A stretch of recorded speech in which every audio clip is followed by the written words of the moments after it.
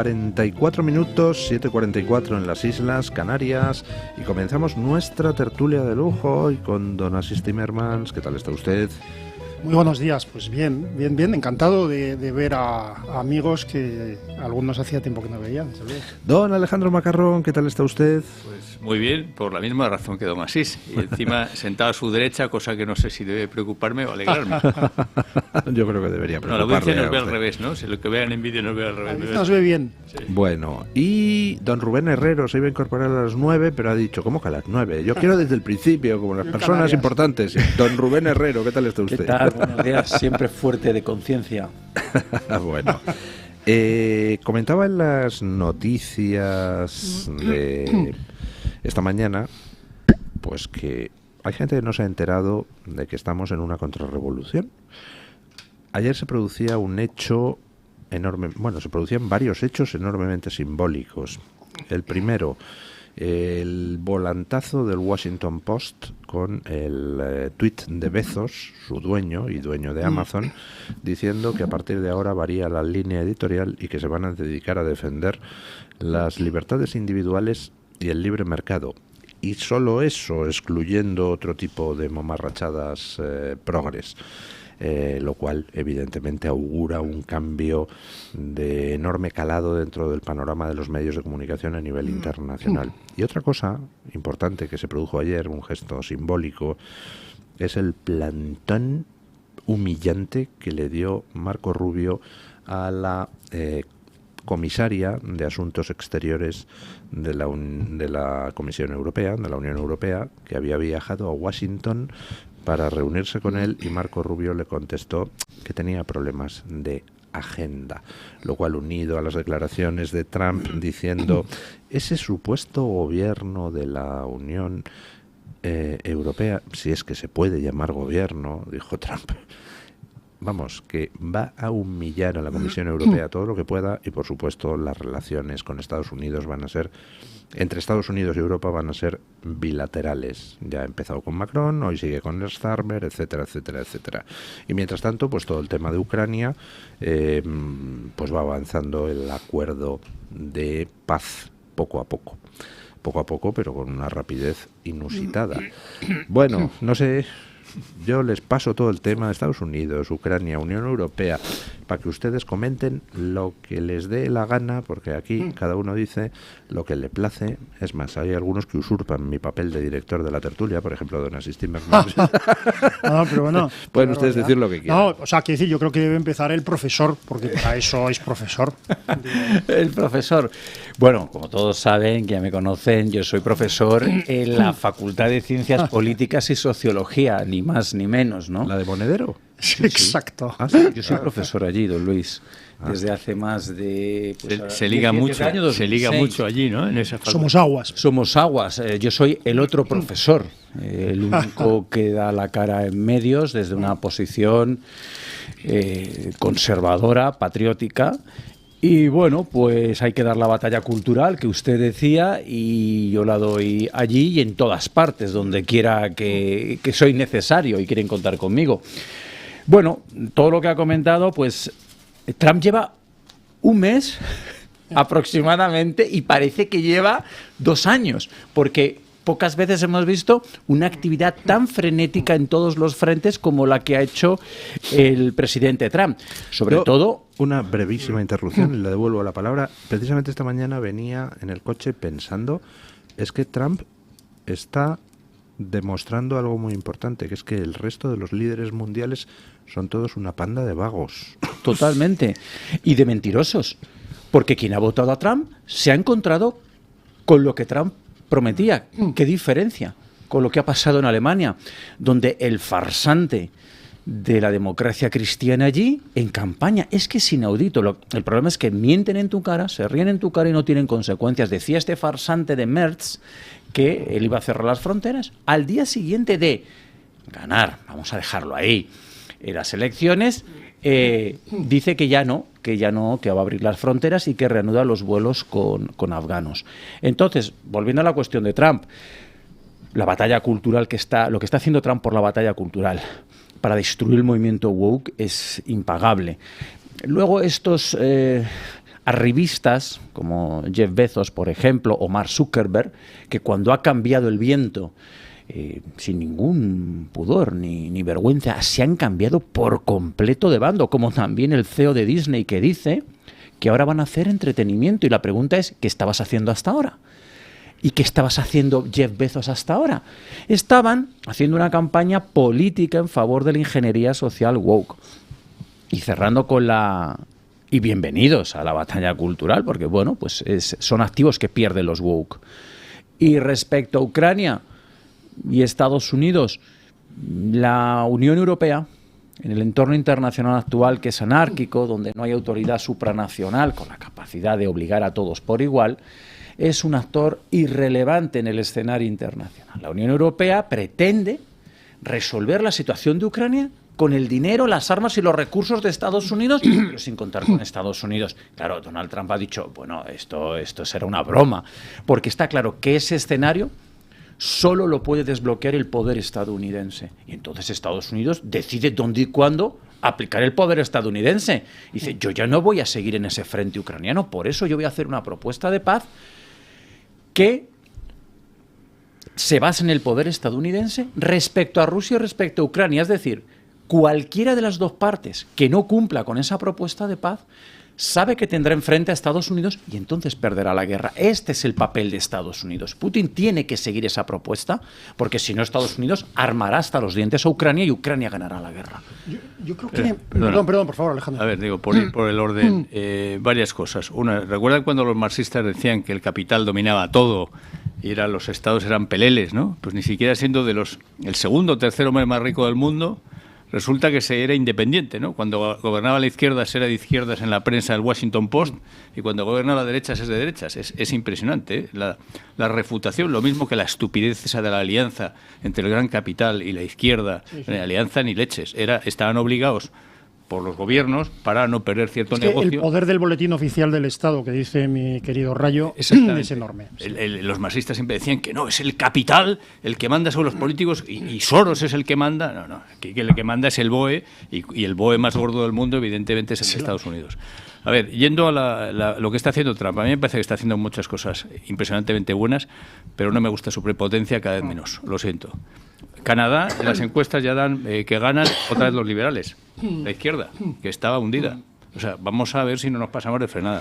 Lo de dar el plantón a esa señora... Un momento, ese argumento lo vi ayer en Twitter y me pareció un argumento muy pobre. Pues le parecerá a usted pobre, pero es lo que está pasando. No, en Canadá tú tienes... como decía aquel. En Canadá tú tienes a un Sánchez, que es este bobo que dirige Canadá en estos momentos, que efectivamente es progre, Trudeau, que estaba en las encuestas hundido, ahora está subiendo, quien está bajando en las encuestas es el que tiene enfrente, que es el Feijóo de Canadá, es decir, es igual de progre, pero de derecha.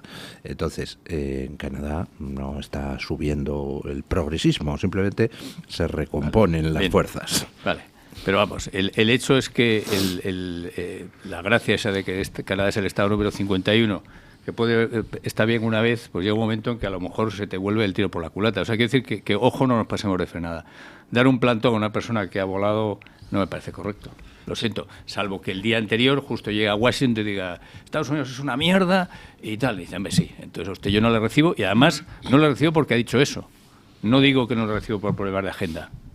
Creo que las cosas hay que hacerlas bien y el mundo es muy fluido. O sea, te puedes perder en un momento dado, pasarte de frenada. Tenía un tío que era muy de derechas y muy cristiano y decía, ojo, lo peor que hay en el mundo es una persona de derechas que no crea en Dios, que sea un prepotente. Dice, porque el pecado capital de la izquierda es la envidia. Dice, pero el de la derecha es la prepotencia. Y la prepotencia, sea con las mejores intenciones, te puede llevar a malos resultados. Pues mire, dice usted que es alguien que es cristiano, esa persona con la que estaba, ¿no? Pues mire, precisamente ahora estaba escribiendo un tuit sobre ese tema, porque hay en mí un sector del antitrumpismo que me maravilla mucho, que es el católico antitrumpista. Trump ha hecho más por los principios cristianos que todos los católicos antitrumpistas del mundo y más que el propio Papa.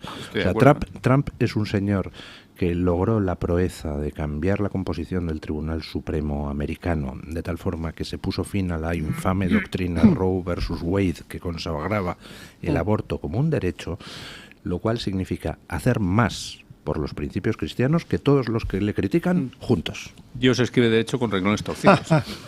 Lo que pasa es que lo que nos está ocurriendo, creo, en estos días a todos o a muchos, es que estamos satisfechos con la política interior de Trump o con el impulso que le está dando, sobre todo a modificar y acabar con el wokismo y con ciertos excesos en general, pero sus formas, pues bueno, a algunos les divierten porque provocan.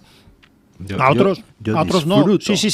Yo sé que don Luis del Pino está disfrutando, por eso intento aguarle en la fiesta todo lo que puedo. Y también muchas veces pensamos, o sea, creo que muchos de los que estamos aquí y de los que no están politizados llevan varios días teniendo en mente las cosas que hace o dice Trump o las cosas que hacen o dicen sobre él o su administración, lo cual es una cosa extraordinaria. Esto no es una situación normal. Las discusiones sobre la administración norteamericana y sobre la política exterior, que es una cosa sencillísima, como todo el mundo sabe, las discusiones están a flor de piel. Es decir, todo el mundo se cree, o nos creemos, lo digo así, se cree expertos en geopolítica y pueden o podemos juzgar las decisiones de los grandes hombres. Con lo cual estamos en una situación muy curiosa, porque cualquier palabra de Trump puede provocar un divorcio o una discusión entre amigos, y no estoy exagerando. Bien, entonces, dicho esto, ayer Trump, yo creo que el que injustamente me acusa, el director de ese programa que injustamente me acusa de saltarme sus directrices, creo que soy el único que intenta seguirlas con seriedad, porque usted estaba preguntando por las declaraciones de ayer de Trump o por lo que pasó ayer, ¿no? ¿Correcto? Bueno, pero yo les dejo que hablen de lo que les dé la gana, por eso no faltaba. Entonces, a mí no me parece correcto ciertas cosas. Por ejemplo, cuando ayer Trump decía creo recordar que era en la rueda de prensa o en la comparecencia posterior a la reunión del gabinete, y decía, bueno, es que la Unión Europea se inventó para fastidiar a Estados Unidos. Hombre, Schuman, De Gasperi y algún otro protestarían un poco, y no hace falta ser ni de derechas, ni de izquierdas, ni del Atleti para decir que esto no fue exactamente así.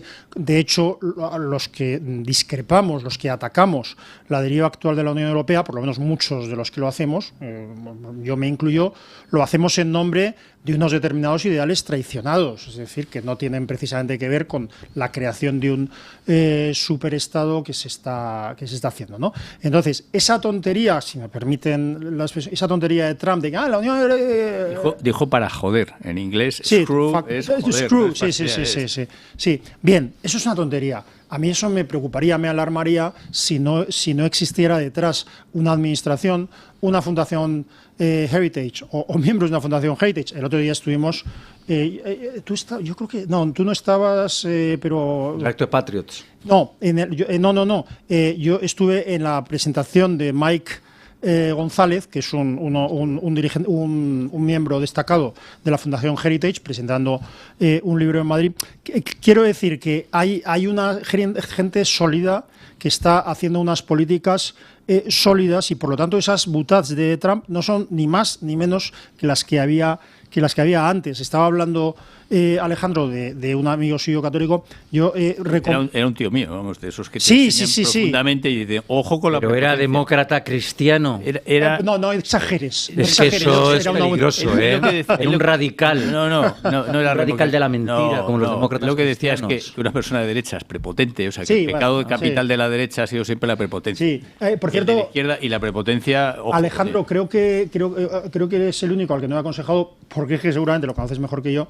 El artículo que a mí me parece muy revelador, muy luminoso, dice una persona muy cercana a mí, de Vance, del vicepresidente de Estados Unidos, que tituló How I Joined the Resistance, y que cuenta cómo y por qué se convirtió al catolicismo.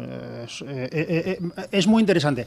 Bien, entonces, a mí me divierte que provoque esto Trump, no del todo, porque estas declaraciones, para mí, para mi círculo personal, fíjate, son las que a mis amigos, digamos, que les interesa la política y que son, por supuesto, absolutamente contrarios a Trump, etcétera, etcétera, le dicen, ¿lo ves? Este es un desgraciado. Entonces, claro, tú intentas explicarles, bueno, que no me importa las butas de Trump, que a mí no me importa que Trump, o sea, lo que me importa de la administración... Pero ve. Error. Usted intenta explicarle que no le importan las butas de Trump. No, respuesta Vale, incorrecta. usted es partidario. Lo que hay que decir es, me encanta que Trump diga eso. Bueno, Está provocando. No, a mí que llame dictador a Zelensky y diga que a Putin Claro. no es capaz de llamarle dictador, claro, me chirría un Claro, poquitito. lo que y pasa es que- creo que usted también, posiblemente. No, Luis. no. Sí, A sí, mí, sí. conociendo cómo funciona Trump, donde Trump es capaz, cuando a alguien le toca las narices, de poner un tuit lleno de mentiras, medias verdades, manipulaciones, histrionismo y tal, machacándole, y lo ha hecho desde las primarias primeras de 2016 hasta ahora, siempre que un rival cogía y le decía, porque Trump es un no sé qué, ponía un tuit donde le ponía a caldo y donde dices, hombre, si miro la literalidad del tuit, aquí está mintiendo y aquí está mintiendo y aquí está exagerando y aquí no sé qué. Pero es que él no lo pone para que tú te fijes en la literalidad, él lo pone para decirle, no me toques las narices, tío. Bueno, Donald Trump tiene una política de comunicación muy agresiva, pero es que con nuestros enemigos, los demócratas cristianos, los socialistas y los woke, que son nuestros enemigos, son enemigos de los patriotas y de los soberanistas y de los identitarios, es que no caben las medias tintas. Es que tienes que ir a por ellos. Es que tienes que ser muy radical en la manera en que comunicas y en todo lo demás.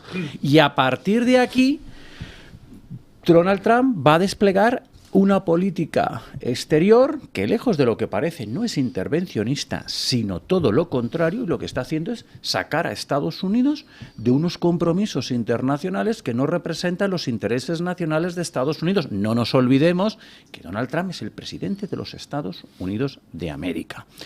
La situación con Zelensky, yo sí creo que era innecesaria esa declaración sobre Zelensky, pero yo voy al fondo de la cuestión.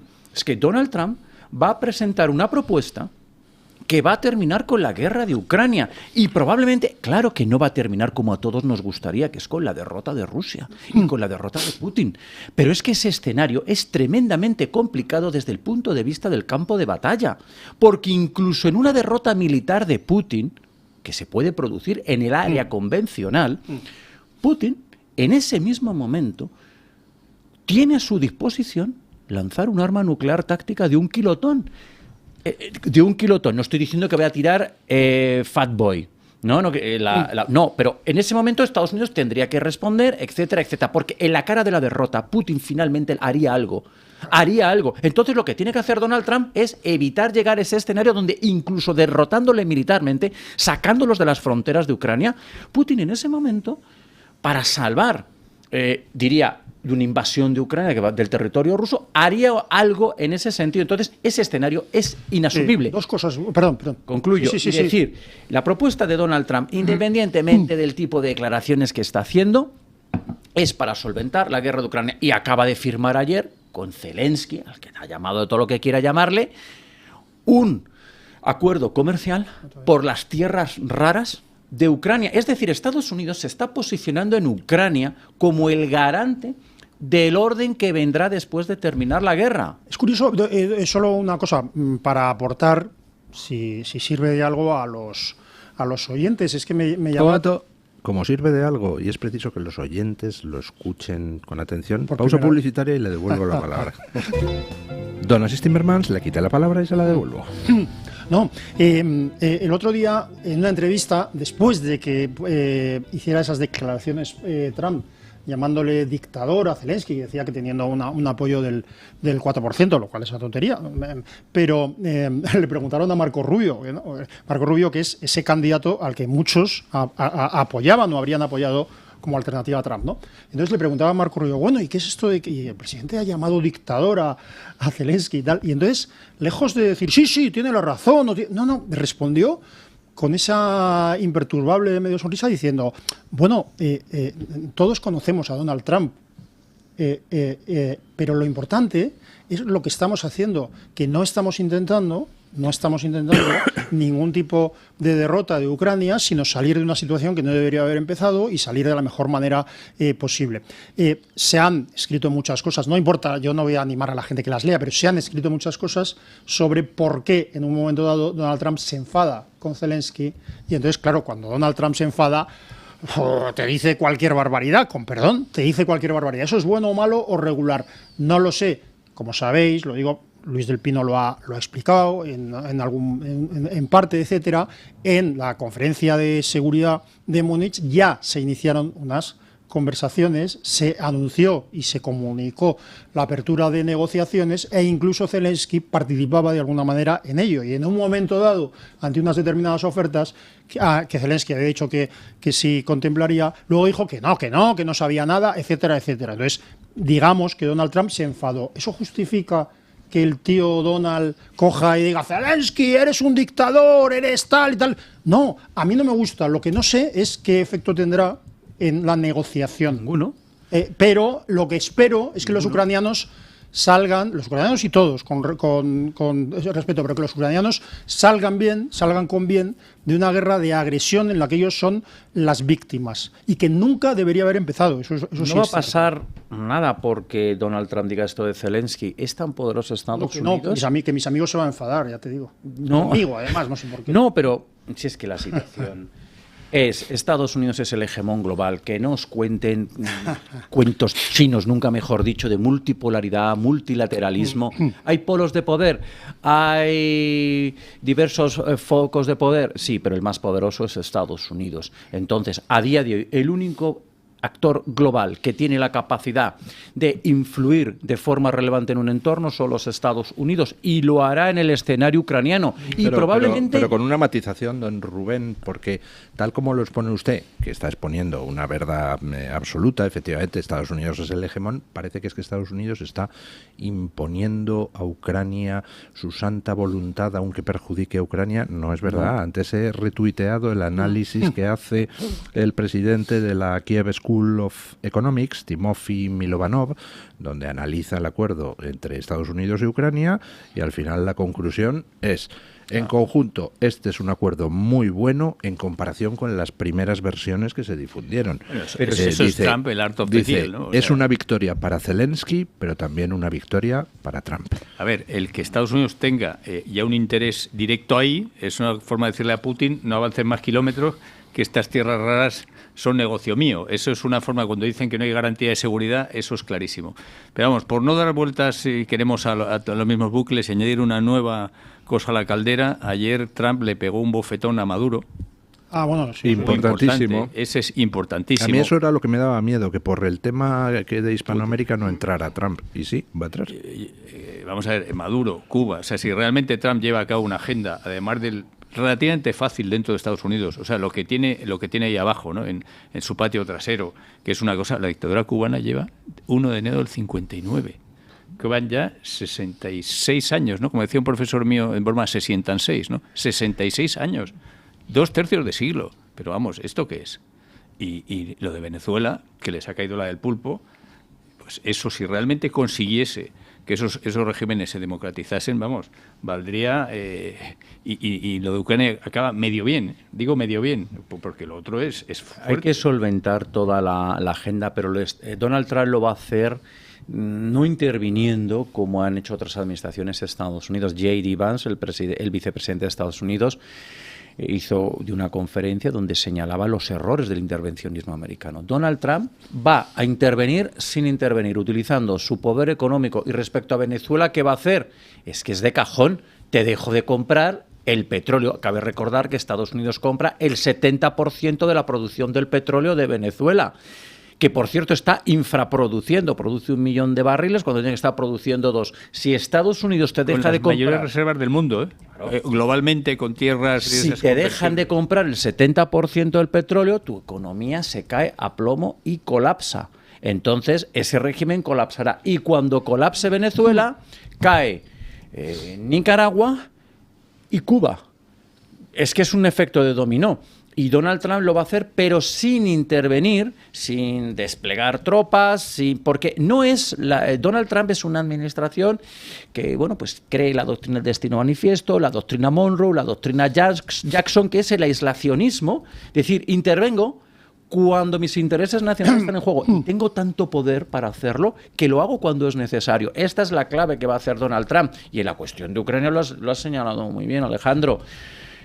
Estados Unidos, para quien no lo sepa, ya se lo digo yo, ya es proveedor de seguridad de buena parte del planeta, de los estados del planeta, pero es que a partir del año 2030 va a ser proveedor energético.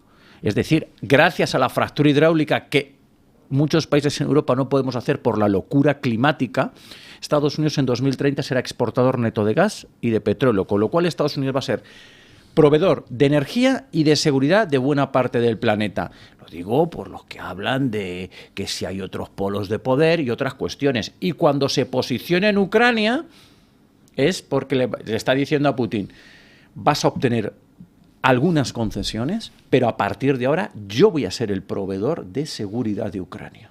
Y a partir de aquí se acabó. Es que este es el tema. Yo lo que no entiendo... No, lo que estoy observando un poco es el silencio, el medio silencio de los agentes de la Unión Europea ante el proceso que se está llevando a cabo de la negociación económica de Trump con Ucrania. Es decir, no saben muy bien qué decir. No saben muy bien qué decir.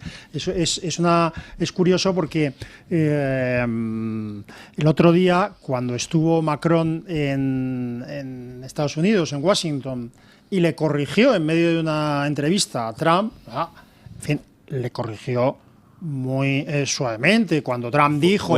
vale la pena no verlo, tanto como se dijo. Sí, pero vale la pena verlo porque sí, lo hace francamente bien. Digo, sí, lo hace bien y con elegancia, pero lo que quiero decir es que el tío Donald, con perdón, exagera. Dice, claro, porque nosotros hemos regalado tal. Y entonces él dice, hombre, to be frank, ya estamos con Franco en el año de Franco. para ser sinceros, para ser una cosa, en realidad hay una parte que hemos donado y hay otra parte, efectivamente, que hay en préstamos, en garantías, etcétera, etcétera, etcétera. Y entonces Trump hacía con la mano así, hacía este gesto para que lo nos vean, ¿no? Diciendo, sí, bueno, más o menos, como diciendo, bien, vale, que no he perdido 350.000 millones, pero 120.000 habré perdido. Era algo así. Y entonces enseguida los que ya han decidido que Trump ya es el malvado de tal, dice, claro, llegó Macron y defendió la dignidad. Macron. Casi nada. Llegó Macron y defendió la dignidad europea frente al dictador. Vamos, hombre, yo no he visto una actitud más sumisa en un dirigente francés desde hace muchísimos años. Esto es así. ¿Y qué ocurre? Que cuando Trump está negociando intereses económicos con Ucrania, de esa manera antipática para muchos, en vez de decir, vamos a hacer un acuerdo que beneficie a Ucrania extrayendo tal, en vez de decir eso, dice... Vamos a ganar un montón de dinero, dice Trump. Entonces la gente dice, qué malo es Trump. Trump es un CEO. Te voy a dar unos números que he vivido en carne propia. Por favor. Por error se lleva una persona mía un abrigo a Washington, estamos en una conferencia internacional, se lleva por error un abrigo mío parecido al mío y yo me quedo con el suyo. Y luego al cabo de unos días sabemos quién es quién y nos lo enviamos de vuelta. Bueno, yo he tenido que pagar, que me lo devolvió él, 33% de impuesto, 12% de arancel y 21% de IVA por recuperar mi abrigo, y él 0%. Yo se lo envié por correos, claro. Él me lo envió por un courier privado, que funcionó mucho peor que correos, por cierto, increíble, pero 33% de facto, claro, por importar una mercancía que circunstancialmente era mía, kafkiano, pero da igual. Sí. O sea, eso tiene toda la razón. Claro. Entonces, ¿por qué Estados Unidos como regalo? Y sí, no, claro, pero tú pones, te dicen, ¿cuánto vale esto? Piensas por si se extravía. Por seguros. Entonces, lo que quiero decir es, vamos a ver, Estados Unidos, que es la economía más competitiva del mundo, tiene un déficit comercial astronómico que no tiene, así de entrada, yo nunca lo he entendido, llevo años siempre pensando, ¿cómo puede tener un déficit tan grande el país con mayor flexibilidad, con tal? Y dices, claro, ahí hay unas barreras ocultas y tiene toda la razón. Eso lo dices a las claras. Y dices, mira, muchachos, yo no sé quién ha puesto esto o por qué lo hemos aceptado durante tantos años, porque eso lo ha aceptado Estados Unidos durante tantos años a cambio de lo que sea, por hacer la vista gorda. Pero no tiene un pase. No tiene un pase, pero es que esto ya ocurrió. Es que acuérdense ustedes de que en el primer mandato de Trump, en medio de las negociaciones de tratados de libre comercio en Europa, hubo un momento en que se estaba hablando de aranceles y entonces de repente la representación norteamericana lanzó un órdago, que es decir, bien, vamos a hacer una cosa, quitamos todos los aranceles de producción de la Unión Europea en sus exportaciones a Estados Unidos, todos. Y entonces la Unión Europea, quitamos todos, tanto Estados Unidos como Unión Europea. Y entonces la Unión Europea, no se atrevieron. ¿Por qué? Porque los aranceles globales y por sectores, pero los globales de la Unión Europea son mayores que los norteamericanos. Y la protección al automóvil, no solo, pero a la producción de automóviles en Alemania, que por cierto está de capa caída por culpa de su política, la producción de automóviles está protegida por aranceles. Entonces, ¿qué ocurre? Que cuando dice, yo creo que tiene razón don Luis del Pino, por una vez, pero cuando dice... Espera, apunta 9:16, guárdame este audio para tal, Julio. Cuando dice Luis del Pino que se divierte mucho, yo no, hay cosas de Trump que me irritan, quizá porque sé que irritan a algunas personas a las que yo intento, no digo convencer, pero hablar un poco... ¿Cuántos divorcios lleva usted por causa de Trump? No, por favor. Pero Trump no pretende convencer o no pretende atraer el voto de los europeos. Él está hablando para los norteamericanos. Entonces, no le importa que a nosotros nos caiga mal. Lo que quiere es que los norteamericanos estén convencidos y sepan que él defiende sus propios intereses. Entonces, a mí si alguien me dice qué idiota es Trump, qué matón, qué tal, qué cual, le digo... Sí, es posible, pero los norteamericanos lo han pagado para que... Y aprieta pero no ahoga. Es un poco, en ese sentido, sí, volviendo a las analogías con Dios, por lo menos en su anterior mandato, ¿qué ahogo? Bueno, no, su anterior mandato, pleno empleo en Estados Unidos y ni un solo conflicto internacional. Lo que pasa es que cometió un error. Es muy buen CEO, pero cometió un error. Creyó que aquello de la ingeniería social, bueno, se iría diluyendo. No, contra la ingeniería social woke y marxista cultural tienes que arremeter con un ariete y no dejar a uno. Porque es que, si no, pasa lo que pasa cuando la reelección. Y de ahí las elecciones, perdón que te interrumpa, pero de ahí la selección de personal, entre comillas, de Trump a la hora de preparar el futuro. El vicepresidente es un personaje muy diferente a... No. Es lo más parecido a Trump que hay en política. Bien, vamos. Que por eso le ponen. A ver, un momento. Si lo matan, argumenten sus posturas. Vale, es que yo quería hacer una postura general, que es que está eligiendo a personas que van a suponer la prolongación de una revolución conservadora en Estados Unidos. Vance es un tipo, le iba a llamar intelectual, pero es que no es un intelectual para nada. Es un divulgador político como Donald Trump. Pero es un tipo sólido, con una cultura, perdóname, pero con unas formas, con una solidez, es que no sé cómo decirle, con unas formas, con una... Sé por dónde vas, que es más político que Trump. En realidad no. Pero es... No, sí, porque él tiene el famoso libro que es de cabecera de yo creo que quiere decir que no le asoma el pelo de la dehesa por debajo de la boina, más o menos. No, que no coge, que no dice barbaridades, que es más educado siempre, que no insulta a nadie y que de hecho el otro día se enfadó un amigo mío porque dije, hombre, pues mirad, escuchad el discurso de Vance en Múnich, en la conferencia de seguridad, son 15 minutos.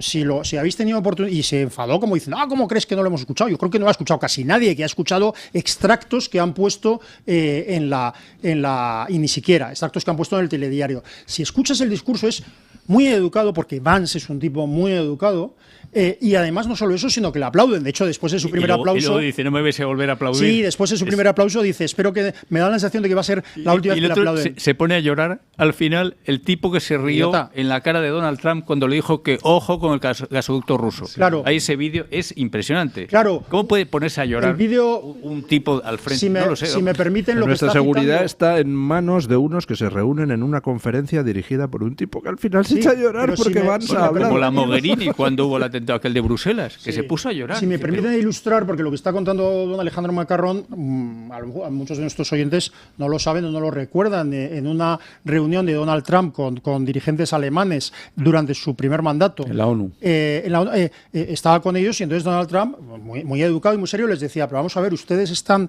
dependiendo del gas ruso, dependiendo energéticamente de Rusia, están importando todo esto de Rusia y por lo tanto están creando una dependencia brutal de Rusia. Y los empresarios y dirigentes presentes literalmente se rieron de él, se burlaron de él. Y uno de los que se rió fue era este que estaba el consejero de Angela Merkel, principal en temas de seguridad, que es este que luego se puso a llorar, después del discurso de Vance. El otro día.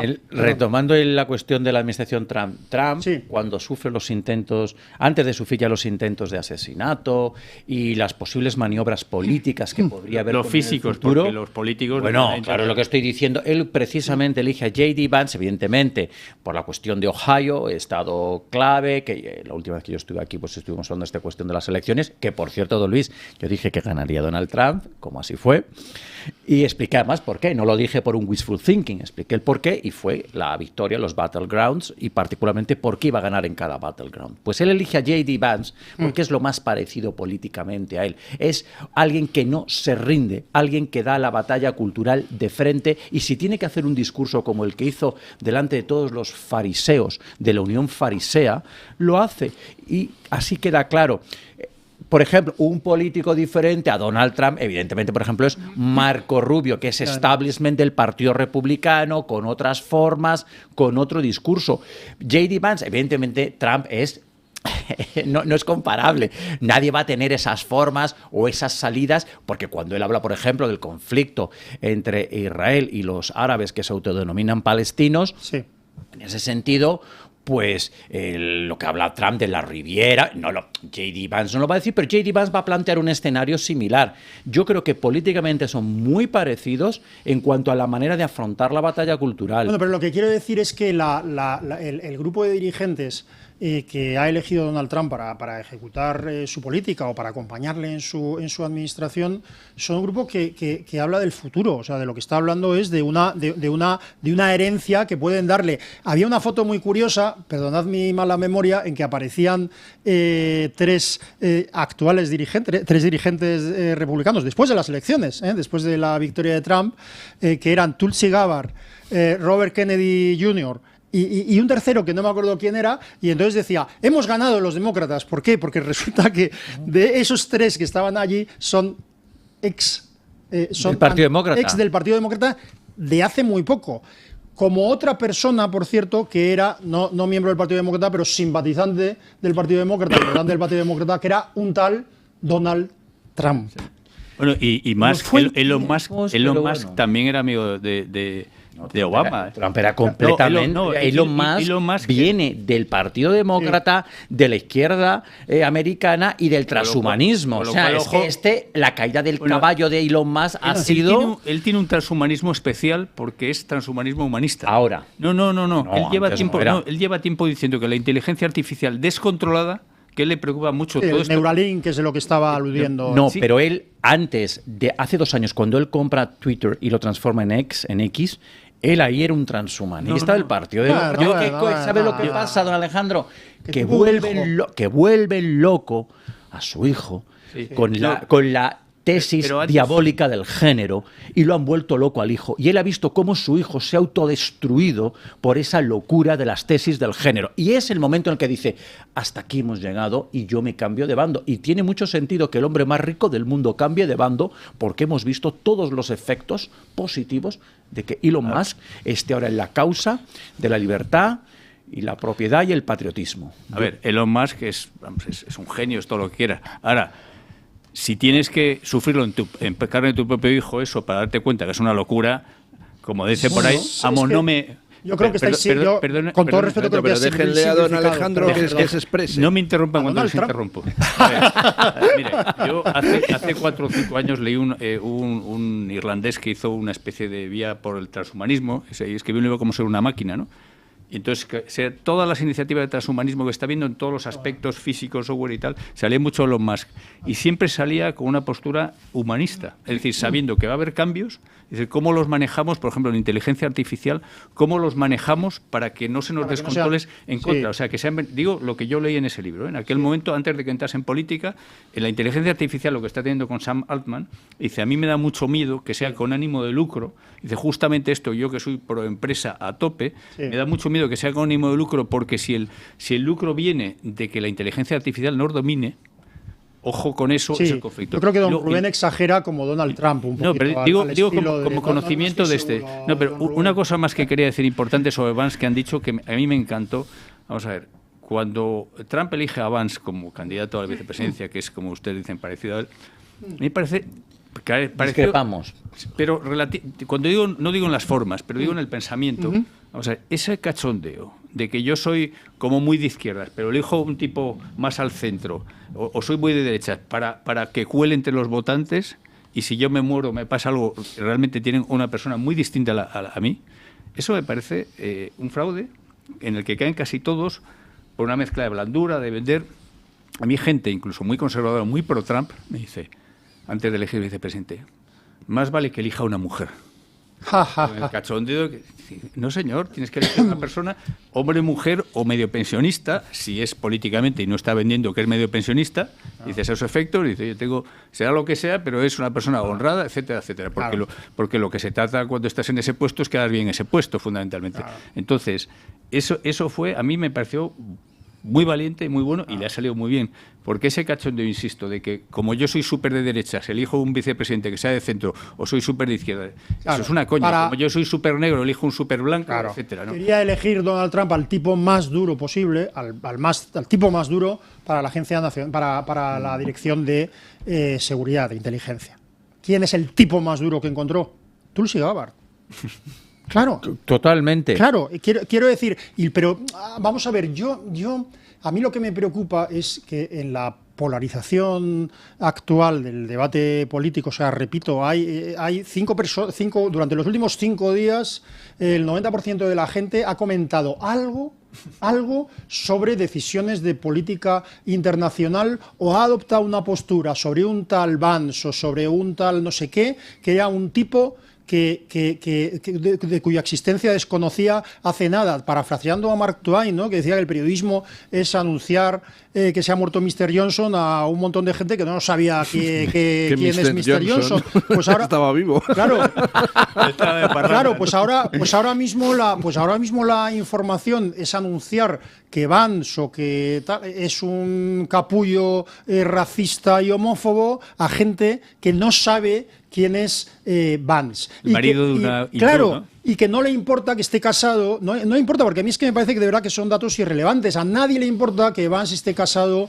con una mujer india, hindú además ejerciente. A nadie le importa a nadie le importa, quiero decir, en Alemania, por ejemplo, que la líder de AfD sea una mujer que está casada, que es pareja de una mujer, de otra mujer, es lesbiana, es de Sri Lanka, es inmigrante y sin embargo... Y tiene hijos adoptados. Y tiene 2 hijos adoptados, efectivamente, y sin embargo, con mucha alegría, claro, es que los de Trump son racistas, homófobos, no sé cuántos. Quiero decir, el debate político tiene demasiada importancia y demasiados argumentos como para caer en los clichés que nos vende el telediario. ¿Pasamos a Cataluña y la quita de los condones esos de la deuda? Pasamos a lo que ustedes quieran, pero primero una pausa. La condonación no viene de condones. Exacto. Pero primero una pausa publicitaria. Aquí debatimos de las tonterías de las que solemos hablar los que participamos en programas de radio. La guerra ha comenzado en Prisa, que es donde menos esperaba uno que la guerra pudiera comenzar. Confieso que estoy sorprendido de lo que está pasando con Prisa.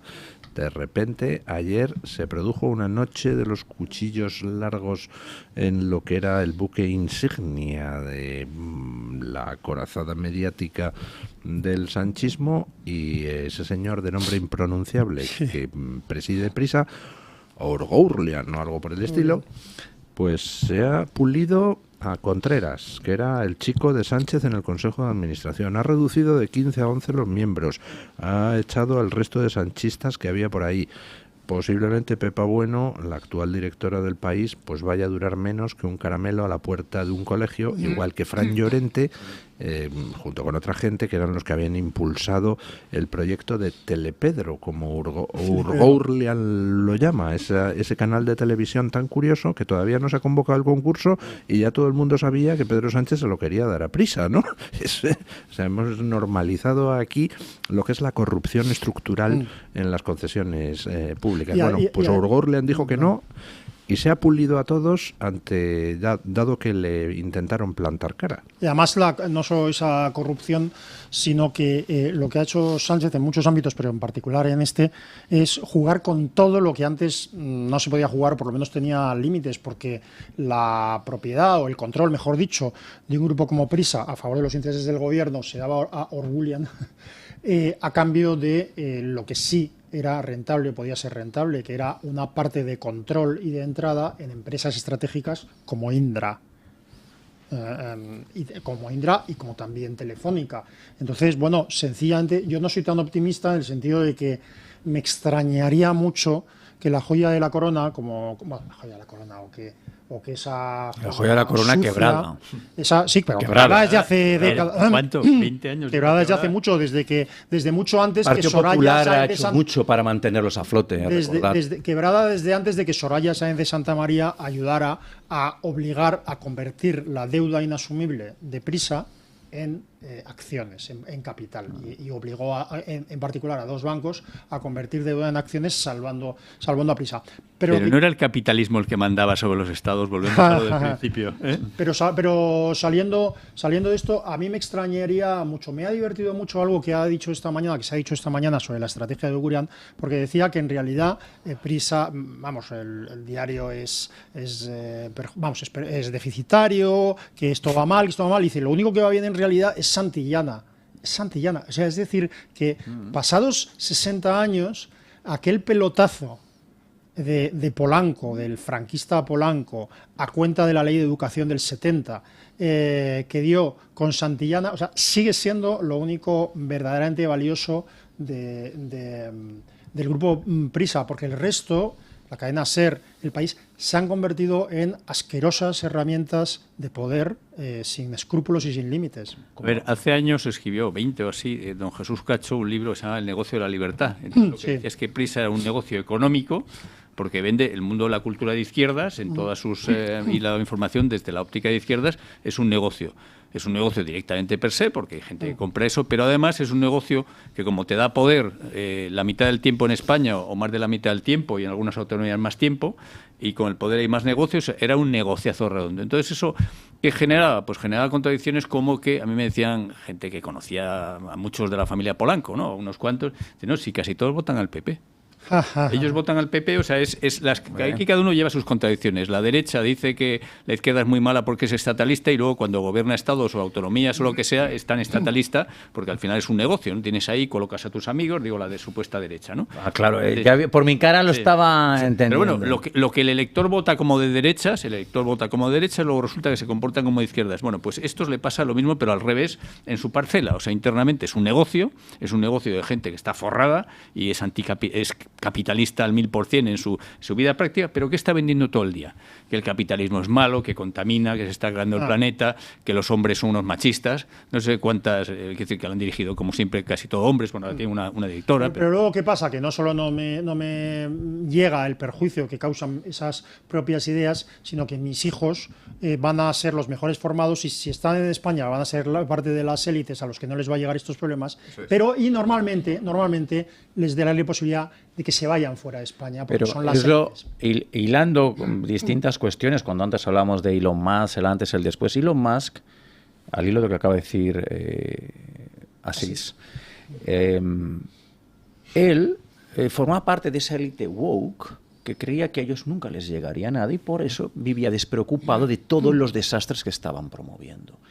Cuando le empiezan las culturas de la cancelación, cuando empieza la cuestión familiar, cuando empiezan otras cosas, es cuando dicen, cuidado que a nosotros sí nos llega. Y en ese caso, él cambia. Lo que estamos hablando ahora, bueno, lo que a día de hoy se llama capitalismo, no tiene nada que ver con el liberalismo. El liberalismo es el respeto al proyecto de vida individual, al emprendimiento, a la libre competencia, la libertad y la propiedad. Lo que hoy vemos y que se llama capitalismo es una superregulación más propia de un régimen socialista que nada tiene que ver con el liberalismo. Todo el tinglado mediático, todo el tinglado político, en el que yo incluyo a la socialdemocracia del Partido Popular y a la izquierda, a la extrema izquierda del Partido Socialista, todos ellos son capitalistas en el sentido fariseo y negativo de la palabra. Ese capitalismo donde ya es la explotación y la codicia, que no tiene nada que ver con el liberalismo. Con el liberalismo que, por ejemplo, está llevando a cabo Javier Milei en Argentina. Y lo que estamos viendo es un inmenso tinglado político y mediático para transmitir un estado de la cuestión, que gracias, por ejemplo, como el presidente Donald Trump, se está desmontando. Este tinglado, ¿sabéis dónde va a empezar a sufrir? ¿Qué ha hecho Donald Trump? Se acabó USAID. USAID, que se dedicaba a todo menos a lo que estaba organizado, era quien pagaba a muchísimos medios de comunicación las carreras políticas de muchísimos políticos que después iban a servir a unos intereses completamente diferentes. Y en la última y posterior reflexión de todas estas cuestiones es que el Partido Socialista finalmente y el Partido Popular están en política para hacer negocios. Es su leitmotiv y en esto se explican. Y decía don Alejandro, no, quiero decir que lo que se supone supuestamente derecha, vamos a hacer un poquito de pedagogía fiscal, que es un término muy en boga. Hay que recordar que los liberales, los demócratas cristianos, los de derechas del Partido Popular, en su último periodo de gobierno, con mayoría absoluta en el Congreso y en el Senado, nos pusieron a los españoles 40 nuevos impuestos y tasas. Los liberales del Partido Popular, los demócratas cristianos del Partido Popular acaban de decir que el aborto es un derecho. Os lo digo por si alguno sigue creyendo en esta cuestión de que hay que echar a Sánchez de la mano del PP o que el PP es una supuesta derecha. Aviso para navegantes. Cuando el gobierno de Rajoy, antes del gobierno de Rajoy, un buen amigo me regaló... le está diciendo el técnico a usted que se acerque al micrófono. Muchísimas gracias. Un buen amigo me regaló un libro que había editado Equipo Económico, no sé si ya se llamaba Equipo Económico, el bufete, que se llamaba Una nueva política económica para España, y me lo regaló diciendo, mira, Asís, esto para que sepas cuál va a ser la política económica para España. Era un libro interesantísimo en que en tema laboral escribía Sagardoy, en política económica y fiscal escribía Manuel Lagares, un grandísimo maestro, etcétera.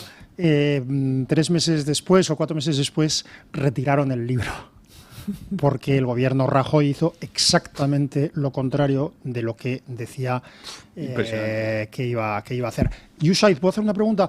¿Vosotros creéis que lo que está sucediendo, lo que ha sucedido con USAID, que es que recordemos que el Dodge, Elon Musk y su equipo ha descubierto y ha congelado y ha cortado toda la política de USAID, que consistía en grandísima parte en dar muchísimo dinero para comprar prensa, para hacer programas ideológicos en todas las partes del mundo, para comprar opinión, para manipular elecciones con subvenciones, etcétera, etcétera. ¿Esto se está reflejando en las televisiones que yo no veo, o en las televisiones lo que nuestros compatriotas ven es que se elimina la ayuda al desarrollo o algo así? No lo sé.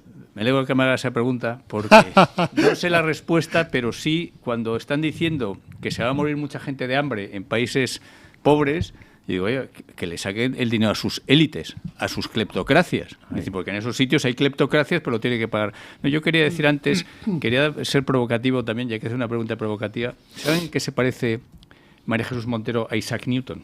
A ver. Toma ya, ¿eh? Isaac Newton, le dijeron, ¿cómo llega usted tan lejos? Dice, porque yo iba a lomos de gigantes, a hombros de gigantes, ¿no? María Jesús Montero vino a hombros de Montoro. Claro, sí. Dice, ¿cómo ha llegado tan lejos? Porque ya el suelo desde que partía, sabe que una montaña hay que medirla, el Everest, 9.000, no, hay que medirla desde donde empieza. Digo, le acaba de dar la bienvenida a Montero el bachiller Moreno en Andalucía. Eso es. Bueno, pues ¿por qué ha llegado tan lejos? Cuando recordemos que María Jesús Montero ha llegado tan lejos, porque si hubiese partido desde el nivel del mar, a lo mejor habría subido a 2.000 metros, la montaña la había hecho a 2.000 metros, pero no de 7.000. Claro. ¿Por qué? Porque partía de 5.500 metros de altitud, que le había dejado Montoro, que también partía de los anteriores, porque la UCD, yo el otro día no lo recordaba, pero puso el tipo marginal del impuesto a la renta Fernández Ordóñez, la UCD de derechas al 50 y huevo por ciento o al 60%. ¿De derechas la UCD? Bueno, venían del movimiento, ¿no? Bueno, venían de donde venían. Y luego bueno, eso el se impuesto, llama de otra el impuesto manera. de patrimonio, es decir, que aquí llevamos, esto había un sistema Mafalda que decía uno, dicen dos viejecitos, esto es al acabose, ¿no? Y dice Mafalda siempre repetir. No exageremos, es el continuóse del empezóse de ustedes. O sea, que todos esos, y un poco en su línea, don Rubén, esto es un continuóse. Del empezóse de ustedes. Me va a pillar a mí con Mafalda. Vamos, hombre. Y me va a pillar usted a mí con la ayuda de USAID que no sabía qué responderle. Es un tinglado. El otro día, en el Congreso de los Diputados, Vox presenta una revolución fiscal. Revolución fiscal. Con las ampliando los tramos de exención, lo que tenemos que pagar la inmensa mayoría de los españoles, es decir, hasta los 60.000 euros, tienes exentos 22.000 y pagas un 15%, algo más que razonable y que libera a la clase media de la confiscación fiscal. La respuesta a esto, no de Podemos, de Sumar o de los protarras de Bildu, no, la respuesta a esto del Partido Popular, el que se llaman liberales, es que Vox estaba haciendo populismo fiscal. Es populismo fiscal. Aliviar a la clase media española, que somos todos. Esas personas que tenemos el salario hasta los 60.000 euros, que tenemos un coste de la vida creciente e inasumible. Dejarlo en el 15% con una exención de los 22.000 primeros y, por supuesto, con una política de identidad y natalidad donde por cada hijo que tenga una familia va a tener una reducción en ese impuesto de la renta. Esto ha sido calificado por el Partido Popular como populismo fiscal. Es un tinglado, el continuóse del empezóse mafaldiano. Están a lo mismo, viven de lo mismo y ahora la esperanza que yo tengo para la movilización y el triunfo definitivo del patriotismo en España y en Europa es el fin de USAID. USAID no ha dedicado $1 a nada que tenga que ver con el desarrollo. Se han dedicado a desfalcar dinero, como por ejemplo la obra de Barrio Sésamo más cara de la historia que se hizo en Irak y costó $6 millones. Y se han dedicado a transformar la opinión, a crear estados de opinión. Esas encuestas, esos artículos, esos políticos que te van diciendo unas cosas para crear ingeniería social. Esto ha sido USAID. El hecho de que USAID haya terminado, yo creo que en el plazo de 4 años lo veremos en todos los procesos electorales que va a haber. ¿Cuánto optimismo? A nivel. No. Sí, ojalá. Que va a haber un efecto. No digo que va a ser la completa transformación, pero está claro que todas las ruedas que han dicho que, por ejemplo, Alternativa por Alemania, un partido libertario, conservador, identitario y soberanista, era poco menos que el auge del Tercer Reich. Por ejemplo, el Grupo Prisa el otro día decía que desde el año 1930 es el mejor resultado de la extrema derecha en Europa. Sí. Sinceramente, estamos comparando no solo el Grupo Prisa, yo creo que eso lo he leído en la medios a la derecha. Bueno, y el mundo, que si Vox apoya a los pronazis de Alternativa por Alemania, pero alguien ha visto, por ejemplo, la alianza, como debe ser, de Alternativa por Alemania con Israel, con los judíos. Por favor, pero es que es el partido pronazi más raro de la historia, dirigido por una lesbiana que se alía con el Estado de Israel. Aquí los medios occidentales llaman nazi a todo el mundo, menos justamente a los que están pidiendo que los palestinos sigan matando judíos. O sea, es una cosa. Lo que pasa es que es muy peligroso. Autodenominados palestinos. Es muy peligroso porque hay unas generaciones que ya no saben lo que fueron los nazis, que no saben tampoco lo que fueron los comunistas, que no saben lo que fue la alianza entre nazis y comunistas que causó en Europa el asesinato, por ejemplo, aparte de los campos de concentración, el asesinato de 14 millones de personas fuera de los campos de concentración. Es decir, en unas nuevas generaciones que no saben lo que es el comunismo y que no saben lo que fue el nazismo, se está llamando nazi a todo el mundo. ¿Para qué? ¿Para que acaben pensando que los nazis no eran tan malos o que los comunistas no eran tan malos? Sí, eran malísimos y no tenían nada que ver con esto. Con lo cual, a mí me parece muy, muy irresponsable el calificar a todos como nazis o a todos como comunistas. Perdón. Sí, no es así. O sea, si todo es nazi, entonces se desacredita realmente donde sí que algo pueda ser nazi, pues la gente deja de querer, deja de tener valor el llamar a alguien nazi cuando de verdad sea nazi. Que nazis, además, por cierto, yo sostengo que el nazismo es absolutamente irrepetible porque es un racismo germanista, como no seas alemán. En cambio, el comunismo, que ganó la guerra, el comunismo no ha quedado igual de desacreditado. sin pacto germano-soviético no habría habido Segunda Guerra Mundial, o por lo menos al principio como fue. No sé qué habría pasado después, pero no había. Claro, pero entonces, eso es tan importante. Sí, cuando hay una parte incluso de cierta derecha ahora que defiende a Putin y defiende la historia rusa, dice, pero vamos a ver, sin el pacto germano-soviético, que fue una absoluta barbaridad contra Polonia, no habría habido, insisto, Segunda Guerra Mundial tal y como la conocemos, porque había 3 grandes polos y se decía, si 2 se alían, y nadie se atrevía a aliarse. Al final se aliaron. No solo eso, sino que como se reescribe la historia, lo cual tiene grandes efectos en el presente, pues se olvida, por ejemplo, que cuando Alemania invadió Francia, en la que se llegaron unos acuerdos, por cierto, bastante aceptados por parte de gran parte del Parlamento francés. Pero cuando Alemania invade Francia, hay una resistencia en la cual, por cierto, participan sobre todo inicialmente algunos liberales, algunos democristianos, y participan algunos comunistas, a los que el secretario general del Partido Comunista desde Moscú les reprocha que actúen en contra de los nazis. Es decir, dicho de otra manera para nuestros oyentes, cuando Alemania invade Francia, los rusos, los comunistas rusos, los soviéticos, son aliados de Alemania. Antes que eso, le prohíben en Radio Moscú en español, yo soy muy amigo del hijo que era la voz de Radio Moscú en español, Boris Zimorra, es un español único nacido en Moscú, a su padre le prohíben criticar a Franco a partir de septiembre del 39, porque es aliado. Solo cuando, a partir del 22 de junio del 41, pero prohíben, imagínese aquel pacto, ¿no? Dice, imagínate que eres un republicano rojo, español, perdedor, etcétera, Franco es tu demonio, y de repente tu parecito Stalin se alía con Hitler y no te dejan criticar a Franco. Claro. Es que eso, lo que es obedecer. Las directrices del PQs, cuando el ascenso del nazismo en Alemania, como la estrategia es triturar a los socialdemócratas alemanes, no a los nacionalsocialistas. Es que a los socialistas nacionales. Me decía el otro día uno que como en los idiomas anglosajones o sajones el adjetivo va antes, en realidad es socialismo nacional. Fíjate cómo sonaría la cosa en vez de nacionalsocialista. La cuestión respecto a nazismo y comunismo son 2 ideologías vomitadas por el infierno. Una de ellas allí mora el nazismo, otra desgraciadamente tiene patente de corso en múltiples países. Aquí, por ejemplo, bueno, como retomamos la política estadounidense, el famoso gesto de os entrego mi corazón de Elon Musk, eso es un saludo nazi, pero es que aquí hemos visto cómo semanas antes, en el aquelarre del Partido Socialista de turno, puño en alto, cantaban el terrorífico y horroroso himno de la Internacional, a cuyos sones cientos de millones de personas han muerto. Te regalo una cita, bueno, te regalo, o sea, es posible que la conozcas, pero es que me encantó, la digo siempre que puedo porque es muy buena. Creo recordar que atribuida a Himmler, aunque conozco la fuente, con lo cual podría comprobarlo. Decía Himmler, que por supuesto que ellos eran socialistas, y se calificaban como tal, y decía una cosa muy inteligente, decía, nosotros no hemos necesitado nacionalizar las empresas, porque hemos nacionalizado a los empresarios, que es lo que sucedió en Alemania.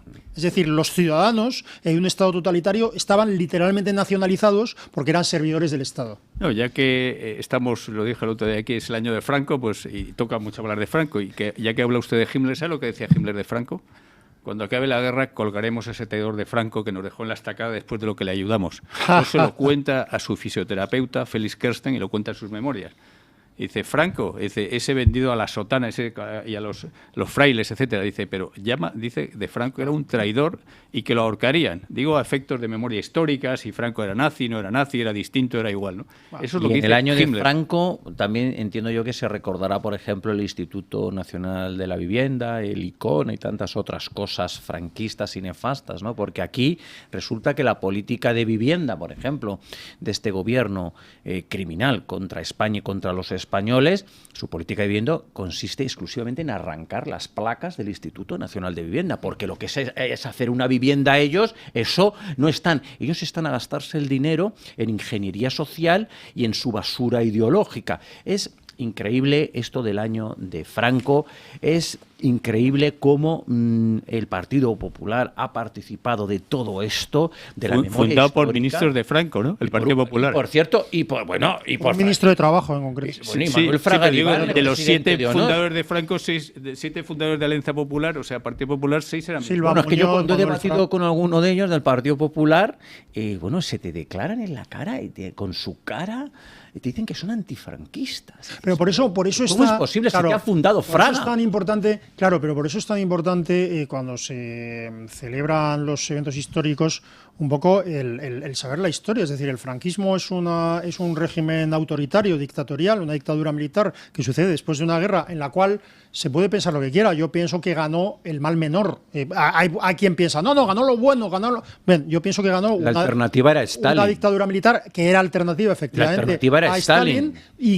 pero lo que es indiscutible es que ese régimen fue evolucionando. ¿Y qué ocurre? No voy a dar ahora una lección histórica, entre otras cosas, porque me corregirían los maestros, pero lo que ocurre es que a lo largo de esos años un régimen que nace como una dictadura militar posguerra se va produciendo una reconciliación interna, como no puede ser de otra manera, una amnistía de todos los delitos políticos dentro de un régimen que sigue siendo autoritario, en el cual no hay libertades políticas, y cuando llega cuando llega el hecho biológico que se llamaba, que era cuando muriera Franco, cuando llega ese momento, la sociedad y el ordenamiento jurídico ya estaban preparados en gran parte para el salto. ¿Cuál era el salto? El que el propio Parlamento franquista, las Cortes franquistas, dan con la Ley para la Reforma Política, que aprueban ya esa ley en el año 76, la convocatoria de elecciones generales. Si tú consideras que todos eran fascistas, nazis, asquerosos, tal lo que sea, hasta el año 75, o hasta el año 83, como diría Herri Batasuna, si tú consideras que todos eran fascistas hasta ese día, no entiendes nada de lo que ha pasado en España y manipulas el presente porque manipulas la historia. Porque tienen que falsificar la historia para vender su asqueroso relato social. Es que es toda una farsa. Don Rubén, el si habla- género, el clima, la historia, lo tienen que falsificar todo. A ver, una noticia Porque de si no, última hora no para... funciona. No, cambiamos. Bueno o mala. Encuentran al actor Gene Hackman y a su mujer muertos en su casa de Nuevo México. Nada más. No tengo más datos de momento, es lo que ha Descansen publicado en el paz, periódico El Mundo. ¿Quién ha entrado aquí en este estudio? Pues ha entrado doña Carmen Carbonell con una tableta de chocolate, intuyo que para darle a quien le da la gana, como siempre. Hombre, no. Yo siempre pregunto a la audiencia. ¿Saben ustedes que esta tableta de Chocolates y Dulces Matías López es el premio que da la audiencia a través del chat de YouTube a los contertulios que se sientan en esta mesa, el que ha estado más vehemente con sus argumentos, más convincente? Vehementes hemos estado mucho. Vehementes han estado. La verdad es que tengo que decirles Pero que sólido. Es otra cosa. esta tertulia ha gustado mucho. Le tengo que dar la enhorabuena a los participantes de esta mesa, porque la verdad es que han estado ustedes bastante juiciosos, que es algo que, por desgracia, en España falta bastante, ¿no? Este momento. Lo que nos ha llamado. Juiciosos. Bueno, les traigo hoy el chocolate a la taza gourmet de Matías López, pero sepan que hay muchas variedades que las pueden encontrar en su página web www.chocolatesmatiaslopez.es. Una empresa que lleva desde 1851, ahí es nada, endulzando pues a todas las familias españolas con su mejor hacer, con estos chocolates que además son una auténtica delicia y, como les digo, muchas variedades, todas disponibles en la página web. Yo, que soy golosa, siempre les recomiendo el tostado o el capricho, pero hay muchas variedades y esta en particular, el chocolate a la taza, tiene un 63% de cacao, lo cual quiere decir que se lo pueden tomar como cualquier chocolate negro. ¿Quién se lleva esta tableta de chocolate? Pues don Rubén Herrero, que en opinión de la audiencia ha sido el mejor de los tres contertulios, aunque les tengo que decir que, Sí, porque claro, ha estado un poco tímido, así que la próxima vez tiene que tomarse Un chocolate poco antes tímido, de la venir. palabra aquí. asquerosa, Agradezco enormemente el premio de la audiencia. Diría que yo quiero compartirlo con el resto, no, porque No, el eso da. chocolate de Matías López, aparte Sí, tengo sí, que sí. decir, soy fan, lo compro, que sepáis, tuve el placer de conocer A ver si podemos. al bueno, pues caballero igual, igual. al CEO, que Sí, es el sí, heredero sí. de la familia Matías López, en los estudios de Intereconomía. Es el primer chocolate, por ejemplo, que hizo publicidad para analfabetos. Cuando nació, fijaros, en el siglo XIX, ellos utilizaban, ¿veis?, la publicidad para que una persona que no pudiera leer o escribir Entendiera. entendiera el chocolate. Es delicioso. Yo lo compro en Quiero tiendas, quejarme. tiendas gourmet. No, yo quiero quejarme porque Pero es porque delicioso. don Marcos de Quinto alegó que a su hija Sofía le encantaba el chocolate. Es que le han cogido la medida. A mi hija Lucía le encanta este chocolate, lo toma solo, ella le encanta, y yo tengo mis dudas incluso de que Marcos de Quinto tenga una hija que se llame Sofía. Sí, no sé sí, si sí. esto es, No, y lo no. comprobaré, don Marcos, si Es esto cierto, es una es cierto. táctica para y quedarse don con la tableta de Alejandro chocolate. Macarrón, que es el más gentleman de esta tertulia y no dice nada, pero tiene ahí cara de... ¿Y yo porque me he quedado sin chocolate? Tengo que hablar. yo me lo llevé otra vez. comprendo Estaba la envidia delicioso. de todos, yo, no pero lo, es que- yo no lo conocía, o sea, no vendo la moto, me encantó, me parece Sí, sí, sí, tiene sí. una carátula preciosa. Pero vamos, creo que alguien que es tan fan del chocolate desde siempre, como ustedes, don Sí. Rubén, lo merecía solo por eso más que nadie. Yo lo compro en un establecimiento que está en la calle Ortega y Gasset, que lo tienen, y es que soy muy fan, y sobre todo de su CEO actual. De Manuel de Cendra. Es hipnótico escucharle. Es, además, de hecho, un gran amigo de esta casa. Le mandamos un saludo y le vamos a pedir que nos manden más chocolates para darle a don Alejandro Macarrón, a la hija de don Asís Timmermans, a los hijos de los contertulios, que también reclaman su dosis de A ver, chocolate. aquí tenemos que López. comprarlo, nada de subvenciones. Y Aquí como hay que decían en mojarse aquella de verdad. serie, y a todos los barcos del mar. Pues sí, porque además sepan, como decía don Rubén Herrero, que está disponible en establecimientos gourmet, como por ejemplo, hay un establecimiento que se llama En Copa de Balón, que tienen varios locales y que se dedican pues a productos gourmet, y allí encuentran los chocolates de Matías Está riquísimo, López. está riquísimo. Bueno. Increíble. Yo lo recomiendo. Y el packaging que tiene, precioso. Abrirlo es como abrir la chocolatina de Willy Wonka. Total, es que porque soy muy además- fan. Sí, es yo que el soy muy tostado, fan. yo el tostado no lo he probado, ahí lo dejo. Pues a Manuel, Lo Manuel, mándanos chocolate tostado para que lo prueben los contertulios. Bueno, voy rápidamente con la pregunta que lanzábamos esta mañana. ¿Qué debemos hacer con la Unión Europea? Ahí es nada.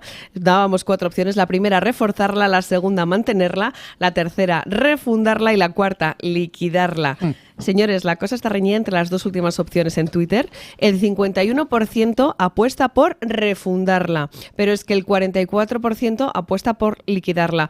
Es duro, solo el 1% apuesta por mantenerla tal y como está, y hay un 4% que apuesta por reforzarla, pero claro, habría que ver en qué consiste, ¿no? Eso de reforzar la Unión Europea. ¿Ustedes qué hubieran votado, queridos? Yo refundarla, sin duda. Es Yo- decir, creo que vamos a ver, en un mundo que vamos a polos cada vez más grandes. De hecho, vamos a ver, Estados Unidos hace bien, pero no nos conviene. Quiere ir país por país. Yo soy enorme, tú eres pequeño, pues lógicamente negocio mejor. Ahora bien, lo que tenemos ahora se ha convertido en un monstruito en parte. Refundarla, y que sea eso que llamaban con desprecio la Europa de los mercaderes, que es lo mejor que podía ser Europa. Yo desde luego lo tengo muy claro. Transformarla, dejar de ser la Unión Farisea y transformarla en la Europa de las patrias, que es el camino. Una estructura supranacional con una orientación económica donde la soberanía de las patrias se expresa, y terminar con la hiperregulación, con la hiperintervención de los burócratas de Bruselas, que no hacen más que regular y complicarnos la vida a diario a todo lo que somos clase media, pequeños propietarios. La Unión Europea tiene que ser patria, libertad, familia y propiedad. O sea, estos son los principios. Lo que decía el mayor financiador de Franco en la guerra, Cambó, pero Cambó en el año 18 propuso que Cataluña lo gobernamos todo dentro de Cataluña, somos completamente españoles, ¿no? España, por supuesto, pero aquí dentro, bueno, pues un poco eso. Es decir, cada país en lo suyo tiene que hacer lo suyo, pero hay muchos intereses comunes que, si están bien armonizados de cara al exterior, pues tiene todo el sentido. En un mundo tan agrupado, con una China, una India, India todavía no, pero será la superpotencia de la segunda mitad del siglo XXI, unos Estados Unidos, y una comunidad islámica que como se una, que no se une, pero como se una, también esté la marinera, pues nosotros creo que tenemos que hacer eso. Que una gran alianza con Estados Unidos. El otro día, perdón, Sí. muy corto, el otro día dijo una cosa más que me recordaba a algo de lo que Enrique García Máquez es experto, a la taberna errante, que es que dijo Musk, claro, esto no lo entienden cuando sale con la motosierra, cuando hace estas cosas, dice, mira, nosotros vamos a mejorar la vida de los estadounidenses y vamos a ayudar mucho, pero mientras nos vamos a divertir. Sí. Decía en la taberna errante, su protagonista decía, si hay algo que no se puede perdonar en la vida, no es que no seas feliz, no es lo que sea, sino que no te diviertas. Más noticias de última hora, informa Voz Populi. Alerta policial en colegios de Valencia ante una amenaza de bomba para, abro comillas, matar a tantas personas como sea posible, cierro comillas. Bueno, Me limito a transmitir hemos lo que tolerado Voz una Populi- invasión, hemos llevado a cabo una política ¿Pero era o no? contra la natalidad nativa. Hemos pagado encima. Con subsidios. Es la única invasión de la historia o algo parecido a... Nos enfrentamos a las consecuencias de esa invasión. La seguridad interna de todos los países europeos está comprometida. No pasa un día sin una amenaza, sin un crimen múltiple.